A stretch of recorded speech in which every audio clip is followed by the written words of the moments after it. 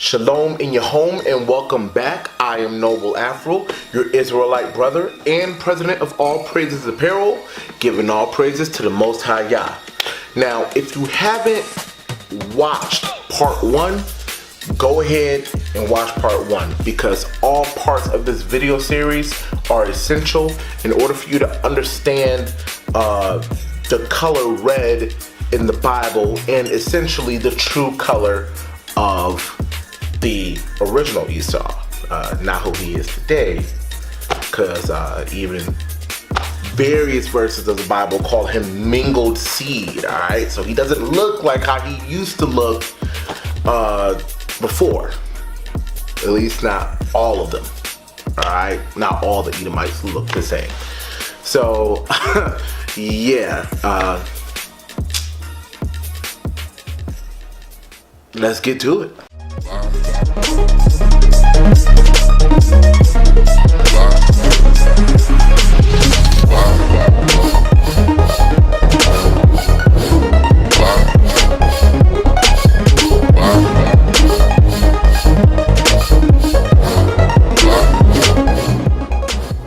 In part 1 of Red in Hebrew, we covered the words Adom, which is something that went through a process to become red, such as staining or dyeing, and Adom, which is a spot on the skin becoming reddish by infection, irritation, or something else that causes blood to rush to that area. Now, these next two words stir up commotion whenever mentioned in the Israelite community, mostly because these next two words help us identify the true color of the original forefather of the Edomites and the twin brother of the Israelites' forefather, Jacob, Esau. These two words are Adom and Admoni. Now, these words first appear in Genesis 25. The story of Esau begins side by side with Jacob's story because they were twin brothers born of Rebekah and Isaac. Let's start with Adom. Remember what I said in part 1? Modern words describe different shades of colors, but Hebraic words cover the function and the origins of the color. Adom is used for things that are naturally red and can be applied to people, animals, blood, and even beings. Just a warning, family, when looking up words in the Jewish lexicon, you still have to use common sense. Some definitions will throw you off, such as the definition of tekelek, which in my opinion is blue. I'll do a video on that on a later date. Here's an example for what I mean. The Jewish lexicon says that Adom can be applied to water. Now let's look at the application to water in 2 Kings chapter 3 verse 22. And they rose up early in the morning, and the sun shone upon the water. And the Moabites saw the water on the other side as red as blood. Let us use some simple and basic thinking techniques to observe the characteristics of water in this verse. First, what is the color of water? Alright, even though a large body of water may appear to be blue, when you put water in a glass, it's quite clear. Water doesn't really have a color to it. But if I were to take some food coloring, let's say green food coloring, and put a couple drops in this water, it may look like the water is turning green, when actually it's the distributing of the food coloring that we see, and not the water itself literally turning green. So in this verse, if the water itself was actually turning red, a more accurate word to use would be Adom or Dam with an A. Because in part 1, we learned that Adom or Adom is used in cases of things that go through a process of being made red, such as staining or dyeing. Now this verse in 2 Kings is actually taking place before a battle of the Jews and the Moabites.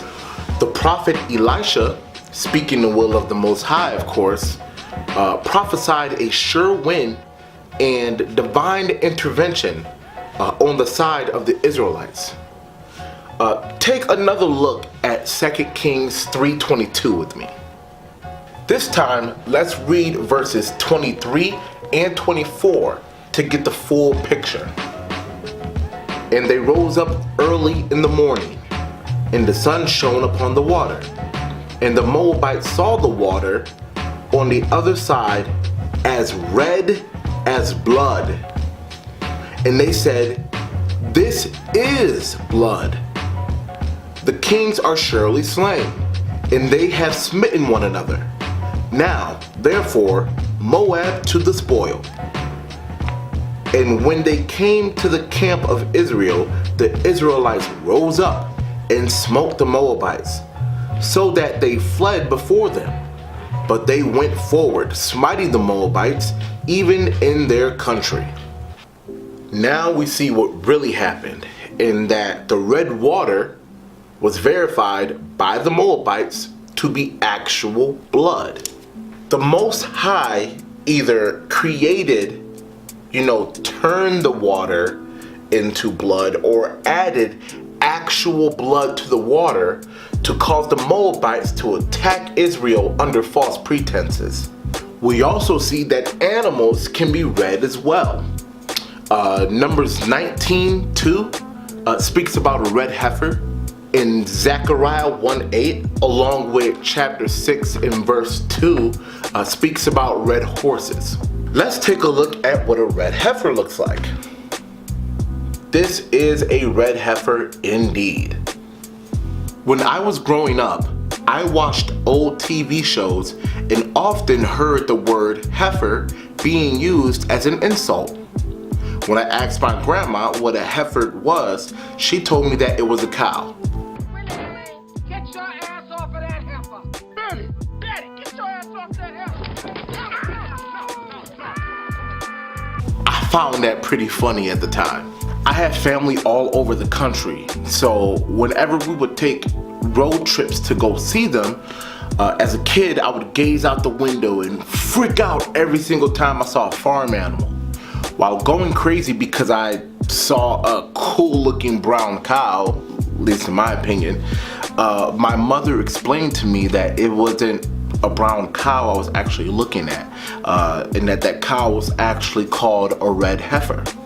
I was confused at first when I first learned about them because the cow didn't look red to me. It just looked like a brown cow, just like a different shade, But it wasn't until later when I was taking a pottery class that I learned what red clay was, and I started to see a pattern. Don't trip, I was encouraged to take extracurricular activities, okay? And I encourage you guys to take extracurricular activities and do other hobbies and stuff too. If something is brown with red undertones, it is what I like to call a nature red or an earthy red. Now, let's examine the biblical scale of Adom, this natural red, okay? We understand that it can be anywhere from red blood to a red heifer, red horses, and red earth. These things, when reading the Bible, are without a doubt considered to be red biblically. Okay, yeah, here's some more red animals, by the way.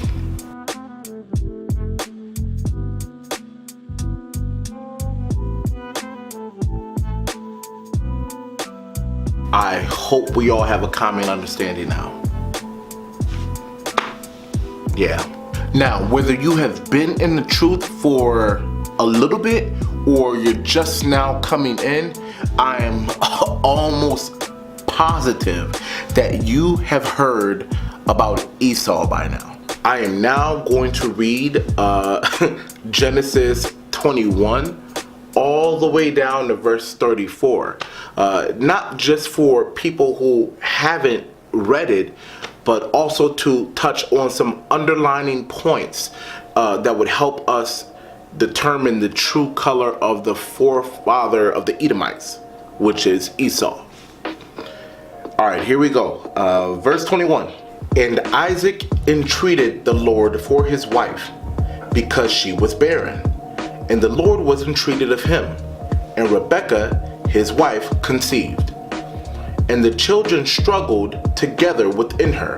And she said, If it be so, why am I thus? And she went to inquire of the Lord. And the Lord said unto her, 2 nations are in thy womb, and 2 manner of people shall be separated from thy bowels.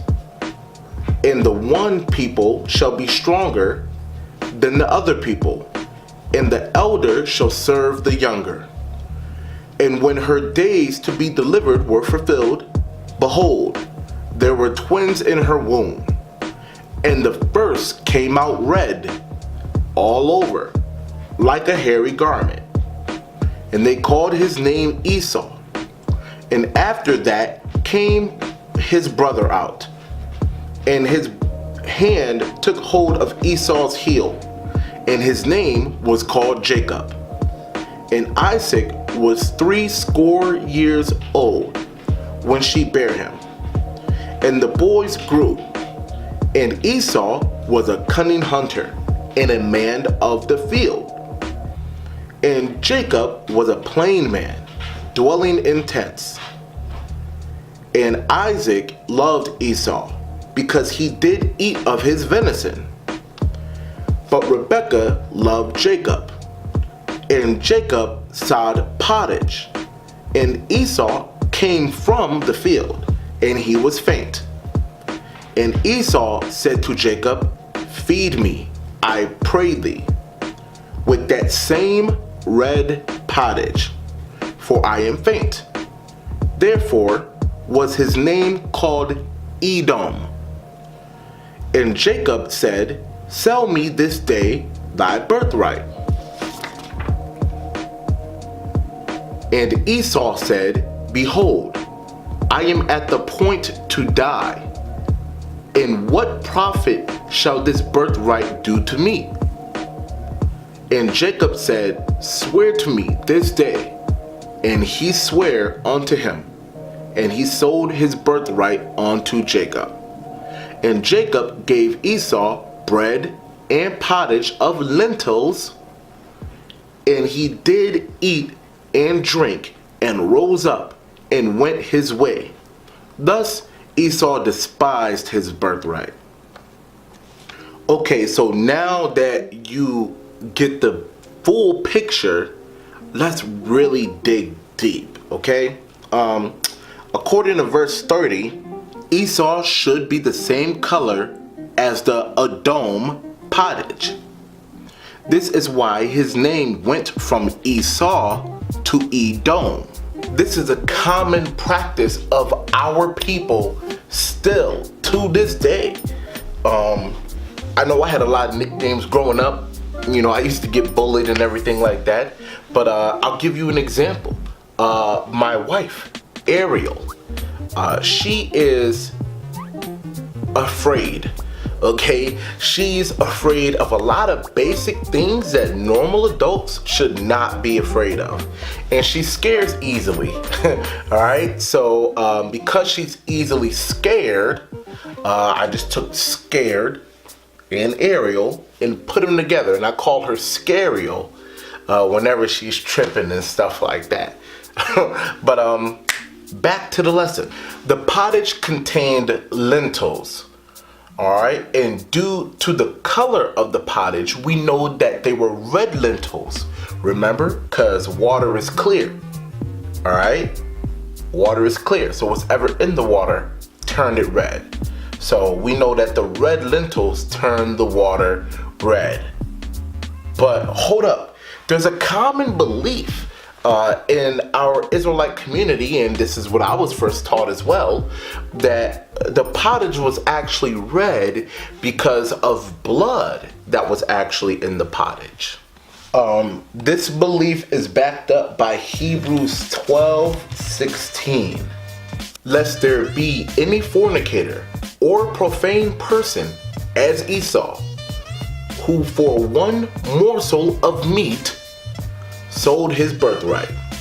Now this might have been a very great point to make, but unfortunately Hebrews 12:16 is a mistranslation, and what's worse about it is they mistranslated Greek. Yeah, let me explain. The phrase morsel of meat is translated from one Greek word, brosis. Now, brosis is translated into meat 6 times, while it is also translated into rust 2 times. Meat is not rust, so what happened? Here we have Strong's definition of brosis.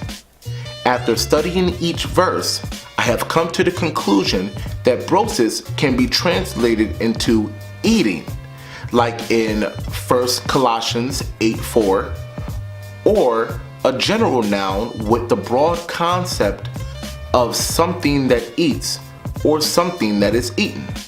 In John 6:55, Jesus is speaking to his disciples at the Last Supper, saying that his flesh is meat and his blood is drink, which is very blasphemous, by the way, but that's another lesson. Now, before and after this verse, Jesus had referred to his body as bread. Sadly, I know all about this because I have taken communion in the Christian church. Bread is given in remembrance, not meat. Drink is a general noun that means something that can be drunken, or liquids that can be consumed. Now, I'm pretty sure we all have seen these signs. I'm very familiar with these signs because we see them when entering a professional or sometimes, depending on where you're at, a public environment, and that is no food or drink allowed. The words food and drink cover anything that can be eaten or drunk or drinking, excuse my grammar. So meat isn't given in remembrance in communion. It's bread. So the word food will suffice. So John 6:55 should read, "For my flesh is food indeed, and my blood is drink indeed." Just so you know, Israelites didn't eat meat every day back then like we do now. They took advantage of the fruits and vegetables that were grown all year round until winter, where they had to kill or slaughter an animal for its natural resources like wool, leather, and stuff like that. Israelites also ate meat on feast and high holy days, but not common enough to replace the word brosis with just meat. 2 Corinthians 9:10 uses this word properly. Brosis is also translated into rust as well. Matthew 6:20 reads, "But lay up for yourselves treasures in heaven, where neither moth nor rust doth corrupt, and where thieves do not break through nor steal." Look at this verse very closely. Treasures are considered to be excellent or royal clothing, and precious minerals like jewels, stones, and metals in the form of a valuable object, such as crowns, jewelry, and weapons. Moths eat away at clothing over time, and rust eats away at metal over time. Once metal is oxidized or rusted, that rusted part of the metal can never regenerate back. Rust or corrosion is a general noun that holds the concept of eating away metal over time. The passage in Genesis 25 did not say that there was any meat in the Adom pottage. So Hebrews 12:16, considering grammar, should read, "Lest there be any fornicator or profane person as Esau, who for one meal sold his birthright." So you guys should understand that the word brosis, it stands for, not stands, it can be translated into a word that has a general concept of eating, not one specific thing that can be eaten. So hopefully I made that clear. Yeah, hopefully. But this may not even be on your part. There still might be some confusion. So let's just go the common sense route, all right? Cool. Genesis 25:23 states that Jacob and Esau would be two different manner of people. Manner is the way that a person looks in general, or the way a person behaves around other people or in general.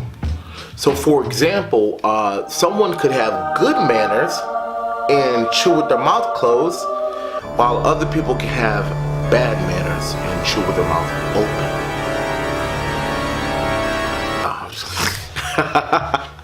Verse 27 elaborates just a little bit on the, just so you can get a picture of the opposite behavior of the twins.